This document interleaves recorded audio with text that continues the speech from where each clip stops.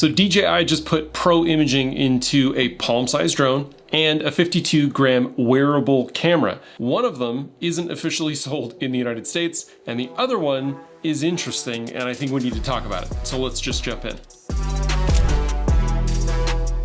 So you know the drone is official when DJI starts launching firmware updates for its Fly app. So we've got the DJI Fly app update 1.18 that unlocks full support for the newly launched Mini 5 Pro and enables pilots to fly with the DJI RC-N3, RC2, and RC2 Pro right away. But the big story is the camera. The Mini 5 Pro is the first mini-class DJI drone to carry the 1-inch CMOS sensor. It's rated at 50 megapixels with 4K 60 HDR, 4K 120 in slow-mo, and 14 stops of dynamic range. The lens is a 24mm equivalent f1.8 with a 48mm mid-tele crop mode option to add subject separation. DJI's portrait optimization is designed to render skin tones naturally as well. The gimbal is a notable upgrade, 225 degrees of roll rotation plus true vertical shooting, so you get vertical video without cropping. But for safety, the Mini 5 Pro adds Nightscape omnidirectional obstacle sensing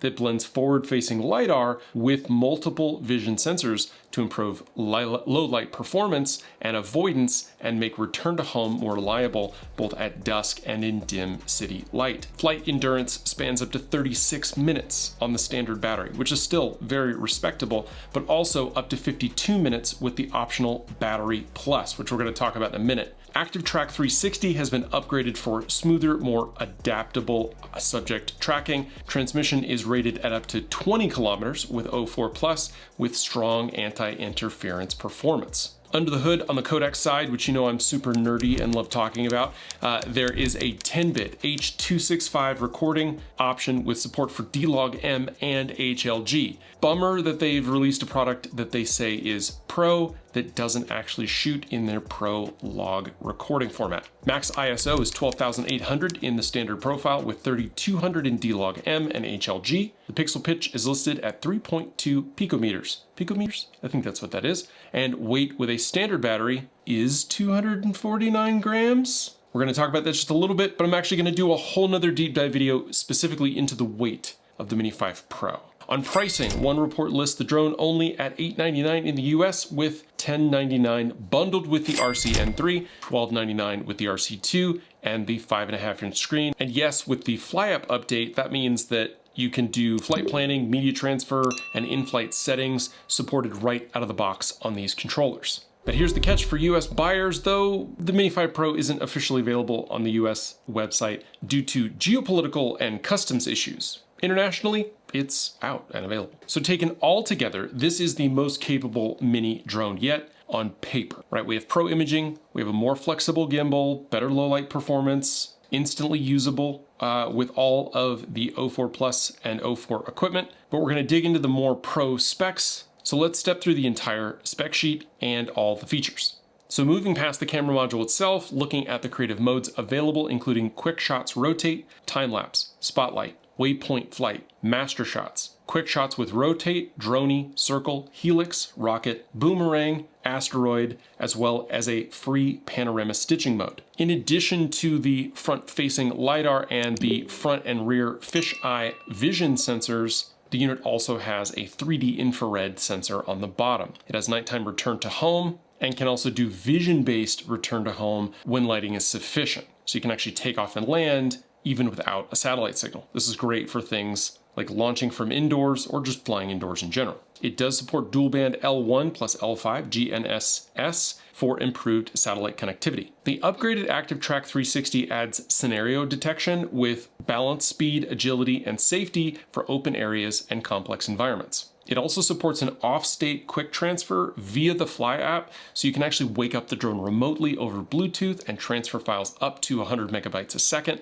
on Wi-Fi. And that's Wi-Fi 6, and it continues in the background. So on paper, again, this is a spec-dense package for a near 250-gram drone, but the other update that we're kind of curious about is access. So if you're in the United States, here's the reality. The Mini 5 Pro isn't officially for sale from DJI here. So what are your options? DJI is not going to offer the Mini 5 Pro on its website. But in the US, historical patterns have suggested that small volumes may surface through third-party retailers. But that isn't guaranteed. One listing of bundles pegs a standard kit with the RC-N3 at $769, a Fly More combo at $929. But as always with unofficial distribution, you've got to expect some variability both in the pricing. There will likely be some gouging here, as well as limited bundle choicings and the potential for warranty complications tied to region of sale. DJI has specifically said that you should not purchase this product outside the United States,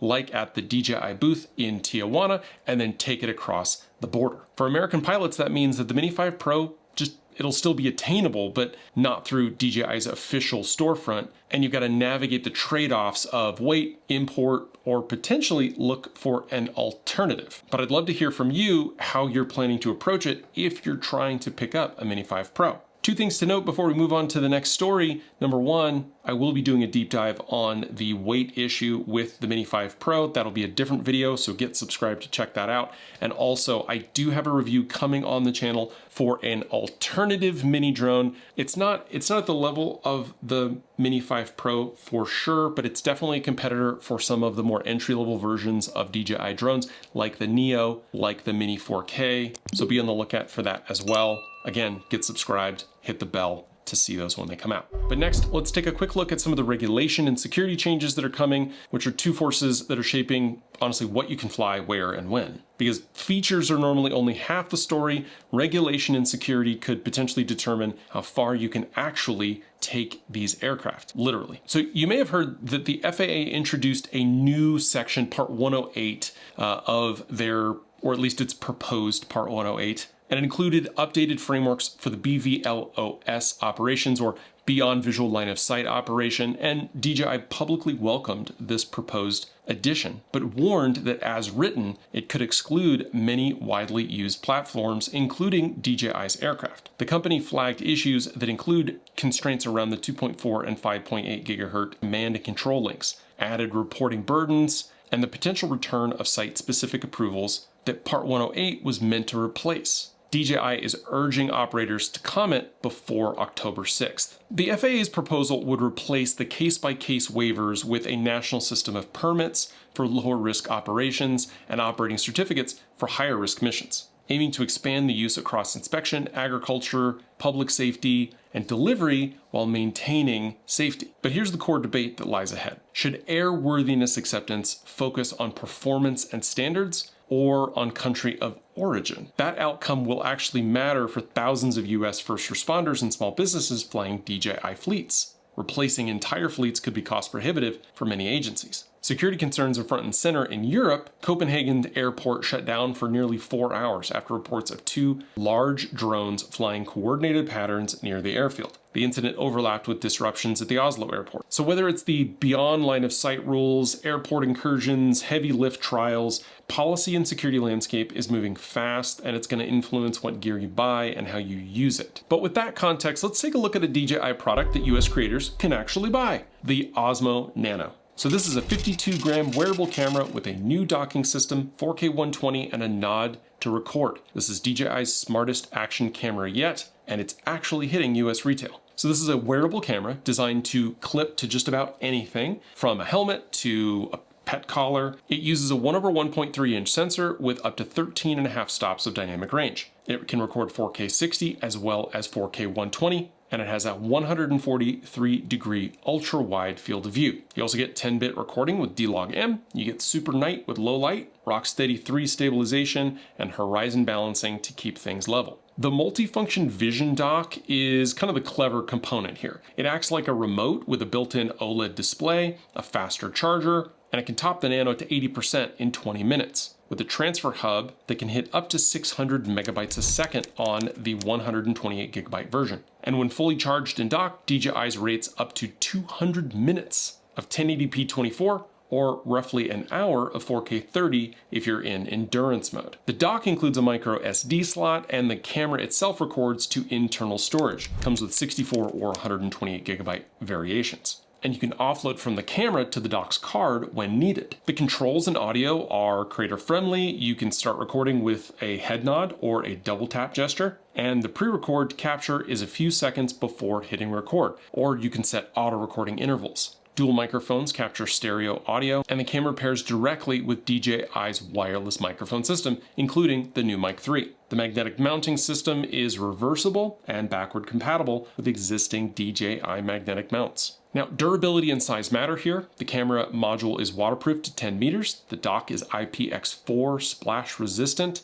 The camera measures roughly 57 by 29 millimeters, while the dock measures about 59 by 42. The dock weighs 72 grams. There's also a replaceable lens cover and accessory option like ND filters, magnetic headband, lanyard pendant, and a hat clip, as well as a suction mount and a protective case. A few recording specs to note here. In addition to the 4K 60 and the 4K 120, there's also multiple 2.7K and 1080p frame rate options, as well as a 1080p 240 slow-mo mode. Time-lapse and hyperlapse modes are available, as well as horizon balancing in 16:9 mode. However, stabilization is not supported in some of the slow-mo modes. Now, this is another product that won't officially appear on DJI's US website at launch, but it looks like it's more available at US retailers, unlike its drone counterpart that was also released. Pricing is listed at $299 for the 64GB version and $329 for the 128. The package contents include the camera,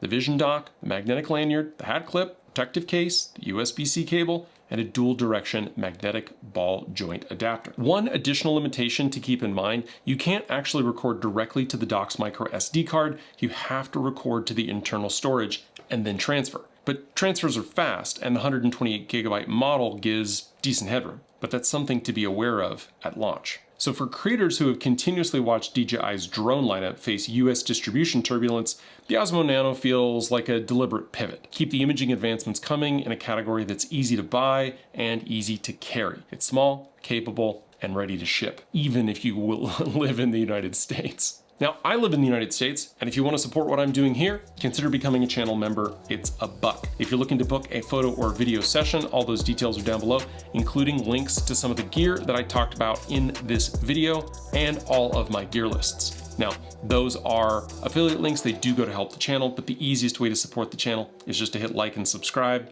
That's always free, and it goes a long way to helping me here on YouTube. Thanks so much for watching, and I'll see you in the next one. Bye.